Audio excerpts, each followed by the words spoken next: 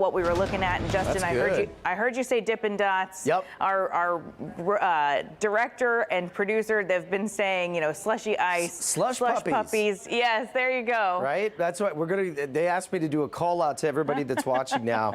Where can we find slush puppies in the city of Houston? Somebody on a food truck's got to have them bound to have it. Guarantee someone's got a machine somewhere that they're still doing slush puppies. I totally forgot about those. They're fantastic. Yeah. Let's talk about that, Haley, for a second. So you saw that video is great, by the way, in Sugar Land. That'll let you know what happened. So you have all this cold air that's aloft, right? The thunderstorms yesterday that Frank and I were tracking were anywhere from 30 to almost 40,000 feet high. That's basically what the jet stream is.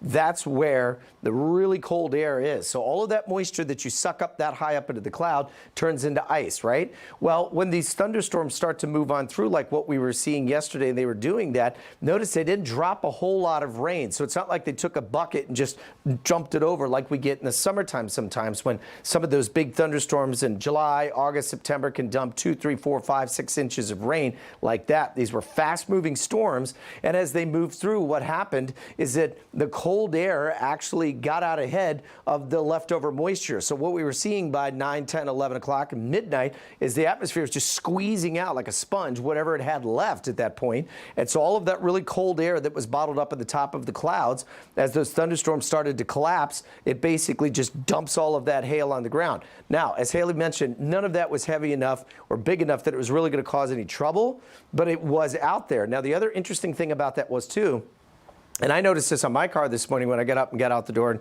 got over to the station here, is that it was covered in dirt, like somebody had taken wet dirt and just thrown it on the car and then it dried. So what happened is that in West Texas, where this originated from, it scooped up all of that dust and the dirt that's way out there towards Abilene, for example, and, you know, over to San Angelo, and it just carried it with a cold front. And so it gets stuck in the ice way up in the clouds there. And so you get these little debris balls. And then, of course, as soon as that falls and melts, what's left? The dirt. So if you notice that your car was outside, like those two that we were seeing in the picture a second ago, probably were pretty dirty this morning. That's why the reason why, if you need to take it through the car wash today, that's where it came from. All right, this storm system is still cranking. In fact, not only are we talking about hellacious snowstorms happening up across parts of the Midwest, this is what I've been tracking most of the morning, is we've seen flash flooding out around Atlanta. They had a tornado warning towards Jackson Hartsfield International Airport.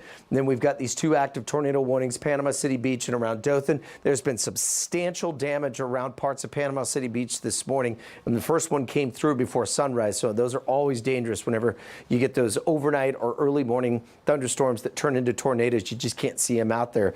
And so a lot of folks there are probably going to be dealing with some pretty significant damage. We'll see if we can turn around some video, get it to you for the afternoon shows. Right now, this is what it looks like out across our neck of the woods. It is windy and it is cool. We are 42 degrees. Some of these wind gusts are topping closer to 25, 30 miles an hour. We're 39 up towards Huntsville, 46 as you get on down to Galveston. We've got 43 over towards Columbus, 44 in Sugar Land as well. And not only that, but we're going to continue to keep the wind cranking anywhere from around 15 to 20 miles an hour for this afternoon. A wind advisory goes until 6 o'clock this evening, Haley. And you'll see those wind gusts as we take it through the rest of this afternoon. They don't really slow down much, so we're still 25 to 30 miles an hour as we get in towards this afternoon. By this evening, we'll see that start to back off as it does.